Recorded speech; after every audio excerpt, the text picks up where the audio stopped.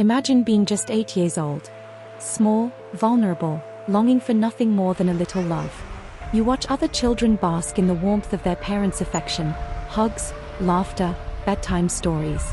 They go home to a place that feels safe, where love wraps around them like a blanket. But not you. For you, home is not a sanctuary. It's a battlefield. Every day is a struggle to survive. Picture waking up in the morning, your body aching from the night before. Hunger gnaws at your stomach, but you don't know if there will be food today. Some days, the pain is so unbearable that you're forced to swallow cat litter just to silence the hunger pangs. And worst of all, you can't even cry. Tears are dangerous. Words can bring more suffering. Silence is your only shield. Now, imagine gathering the courage to ask for help. You look into the eyes of teachers, neighbors, anyone who might see the terror hidden behind your forced smile. You hope, pray, that someone will notice, that someone will save you. But the world turns a blind eye. Your cries go unheard. This isn't the plot of a horror movie. It's not some urban legend whispered in the dark. This is real. This is the story of Gabriel Fernandez, a boy who clung to hope until his very last breath, believing that someone, anyone, would come to rescue him. But no one did. No one arrived in time. Gabriel didn't die in an accident. He wasn't taken by illness. He was killed, slowly, mercilessly, by the very people who were supposed to love and protect him. His body bore the marks of unspeakable cruelty. He was beaten, humiliated, tortured in ways that defy comprehension. And the most horrifying part? It didn't have to happen. This is the story of how the world failed an 8-year-old child. A crime that should never have occurred. And once you hear it, you will never be able to forget. Gabriel Fernandez's life didn't begin with love. He never knew the warmth of a mother's embrace, never felt the tenderness of a reassuring touch that told him he was cherished. From the very moment he entered this world, he was unwanted, discarded like an afterthought, as if his existence was nothing more than a burden. 3 days. That's all it took for his mother, Pearl Fernandez, to abandon him without a hint of hesitation, without the slightest pang of regret. She didn't want him. She didn't even pretend to care. For her, Gabriel was an inconvenience, something to be rid of as quickly as possible. But fate, for a brief moment, was kinder to him than the woman who gave him life. Gabriel was taken in by his great-uncle, Michael Lemos Carranza, and his partner, David Martinez. 2 men who, unlike his biological mother, actually wanted him. They didn't see him as a burden. They saw a child who needed love. And they gave it to him. For the first 4 years of his life, Gabriel experienced something he would rarely feel again: happiness. Michael and David nurtured him, showered him with affection, provided him with the safety and stability that every child deserves. In their care, he was more than just another mouth to feed. He was family. He was wanted. But even that small, fragile bubble of security was stolen from him. Not because Michael and David mistreated him. Not because they were unfit to be parents. But because of something far more insidious: prejudice. Gabriel's relatives refused to accept that he was being raised by a same-sex couple. It didn't matter that he was thriving. It didn't matter that he was loved. In their eyes, love between 2 men wasn't real. A home with them wasn't a real home. And so, blinded by ignorance and intolerance, they ripped Gabriel away from the only people who had ever truly cared for him. They placed him in the custody of his maternal grandparents, believing it was the right thing to do. But right for whom? Gabriel's new reality was nothing like the warmth he had known. He no longer had Michael's kind words or David's gentle encouragement. No bedtime stories, no reassuring arms to run to. He existed, but he wasn't truly living. He was a child left in the shadows, growing up without the love that should have been his birthright. Then, at just 7 years old, fate struck him down once again. The mother who had discarded him like an afterthought suddenly decided she wanted him back. But not because she missed him. Not because she had finally discovered some maternal instinct buried deep inside her. No. Pearl Fernandez reclaimed her son for a reason as cruel as it was practical: money. Gabriel wasn't a child to her. He wasn't a soul deserving of love or protection. He was a paycheck. A way to collect government assistance. A financial opportunity wrapped in the fragile body of an innocent boy. And so, without resistance, without anyone stepping in to say, No, this is wrong. Gabriel was handed over to the very person who would drag him straight into a nightmare. When Gabriel Fernandez stepped into his mother's house, he had no idea he was walking into a prison.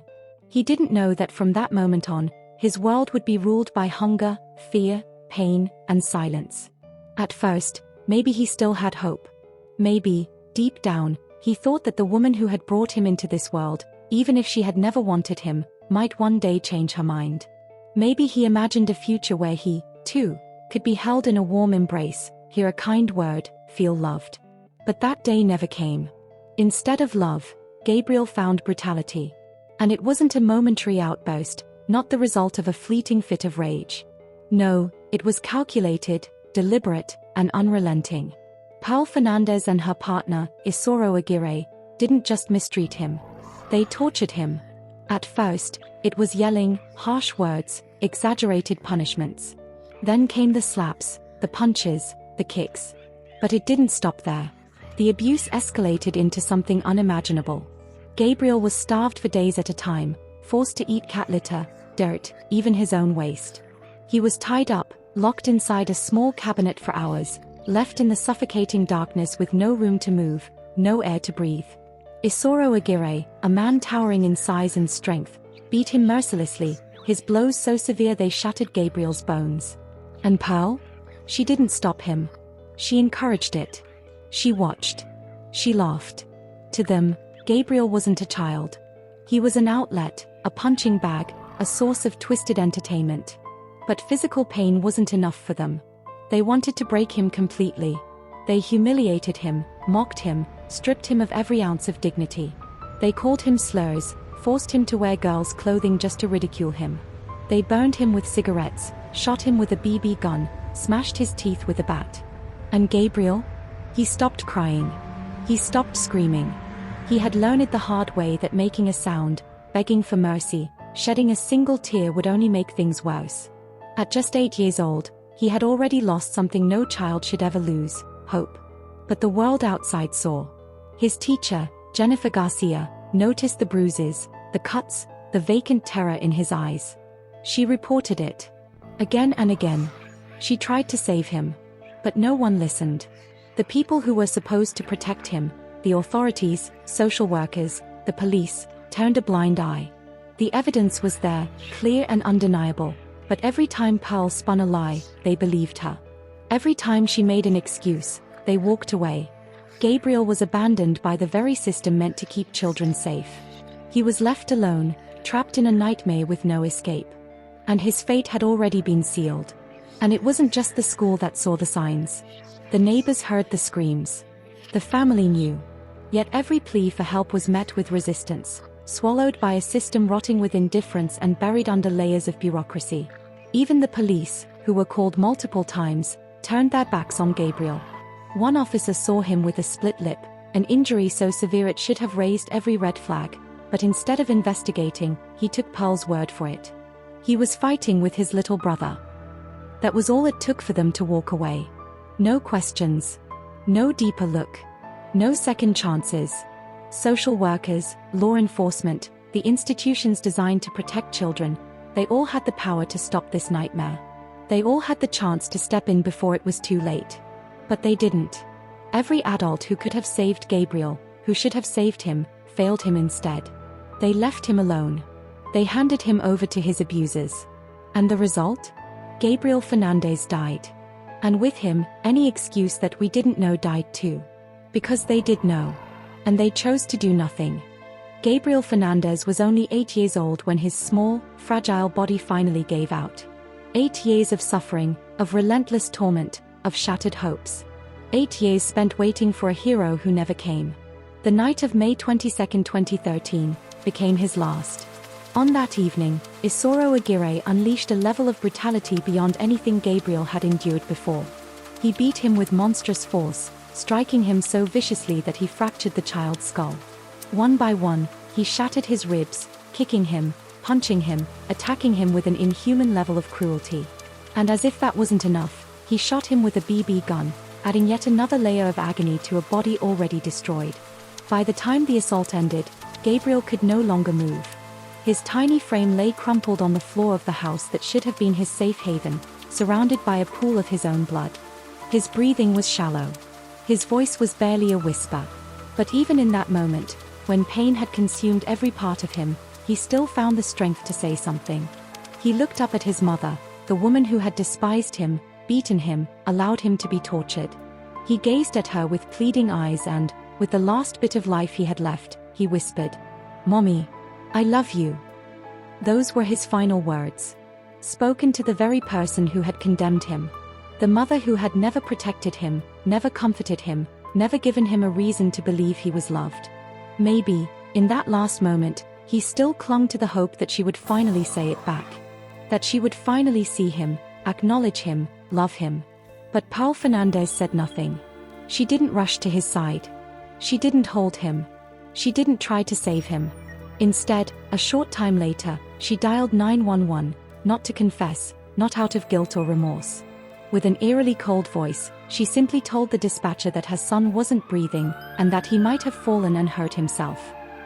When paramedics arrived, they found a horror beyond comprehension. Gabriel's body was a patchwork of old and new injuries, each one a silent testimony to the months of abuse he had suffered. His skull was fractured. His ribs were broken. His skin bore burn marks. His teeth had been smashed. He was just a child, but he had endured more pain than most could ever imagine. They rushed him to the hospital. Doctors fought desperately to bring him back, to give him another chance at life. But it was too late. After 2 days of agony, on May 24, 2013, Gabriel Fernandez took his final breath. He left this world without ever knowing what it felt like to be truly loved by a mother. He left after enduring more pain than any human being, let alone a child, should ever have to bear. He left because time and time again, the world had chosen to look the other way. Gabriel Fernandez died in unimaginable agony, beaten to death by 2 monsters who called themselves parents, and betrayed by every adult who could have saved him. But the real question is, did the system that condemned him to death ever truly pay for this crime? Paul Fernandez, the woman who brought him into the world only to torture him, pleaded guilty to murder. But she never showed an ounce of remorse. Not a single real tear. Not a single sincere admission of guilt. She chose to take a plea deal to avoid the death penalty, and now she rots in prison with a life sentence. But it's not enough. Not even close. Because Gabriel, with his last breath, begged for her love, and she answered him with silence. Isoro Aguirre, the main executioner, the man who broke a child's bones with his bare hands, who tortured him as if it were some twisted game, was sentenced to death. He now sits on death row at San Quentin, waiting for an execution that, ironically, may never come. The California prison system is slow, inefficient. But even if he died tomorrow, it wouldn't be enough. Because Gabriel suffered more than Isoro ever will. And what about social services? The ones who ignored every report, who turned a blind eye to the bruises, who allowed a child to be tortured for 8 months without lifting a finger. 4 social workers were charged with negligence and child endangerment. For people who should have protected him but instead just signed paperwork and believed Paul Fernandez's lies. And yet, even here, justice failed. In 2020, all charges against them were dropped. Not a single one of them spent a single day in prison. Not one of them paid for allowing Gabriel to die. This is not justice. This is an insult to the memory of a child who should have lived. It's proof that the system is broken, that bureaucrats play with the lives of the most vulnerable and then wash their hands of the consequences. Gabriel Fernandez died because too many people decided he wasn't worth saving. And the fact that so many of those responsible are still free proves that even after his death, the world continues to look the other way. Gabriel Fernandez is not just the victim of 2 inhuman individuals. His death is the direct consequence of a child protection system that miserably failed in its most fundamental duty, to protect children. A system that should be ready to defend the weakest and most vulnerable but instead betrayed its mission, allowing bureaucracy and indifference to prevail over the life of a child. How is it possible that an 8-year-old boy, visibly abused, his body covered in bruises, burns, and fractures, was not protected? How is it possible that the reports from teachers, neighbors, and community members were ignored or dismissed? Every report was clear. Every warning should have been a siren demanding immediate action. And yet, nothing was done. Authorities believed the lies of a mother who shamelessly deceived them, closing the case, looking the other way, pretending everything was fine. This is not just the failure of a few individuals, it is the failure of the system as a whole. An overburdened, ineffective child protection system that never truly prioritized the well-being of the child. Social workers, overwhelmed with too many cases and too little staff, never took Gabriel's situation seriously. Bureaucracy won over urgency. Indifference won over compassion. Gabriel, instead of being seen as a life to be saved, was seen as just another file to be closed. And yet, responsibility does not fall only on those who ignored the warning signs. Responsibility lies with a society that, for too long, has pretended not to see. It lies with a country that turns a blind eye to these tragedies, that allows children to be forgotten, that accepts negligence as something normal. Where was the voice of the community? Where were the people who should have stood up and demanded that Gabriel be protected? The answer is bitter: no one did enough. The truth is that Gabriel was left to rot in a system that not only failed to save him but condemned him. His pain was ignored, and his death was the result of a complete and utter failure by those who should have acted. And when it was all over, when Gabriel's life was taken, the system tried to justify itself.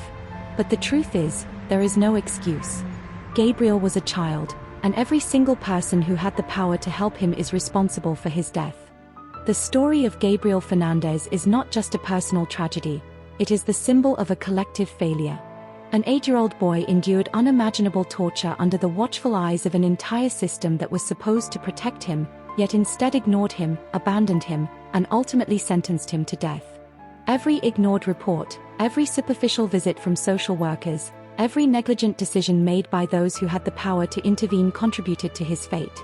Gabriel cried for help in every way he could, and no one listened. He did not die only at the hands of two monsters, he died because of the indifference and incompetence of a bureaucratic system that chose to look the other way. This case should serve as a warning. It is not enough to feel outraged, not enough to mourn a child's suffering only after it is too late. The system that allowed his death still exists, and other children are at risk of the same fate. If we do not push for radical reforms, if we do not hold accountable not just the abusers but also those who enabled this horror, then Gabriel will not be the last. His death must not be in vain. Speak out. Demand change. Protect the children who cannot protect themselves, before it is too late. This was the tragic case of Gabriel Fernandez, a story that exposes the darkest failures of the system. If you want to hear more cases like this, stories that deserve to be told, make sure to subscribe to the Nightmare Archive. Together, we can shed light on the horrors that should never be forgotten.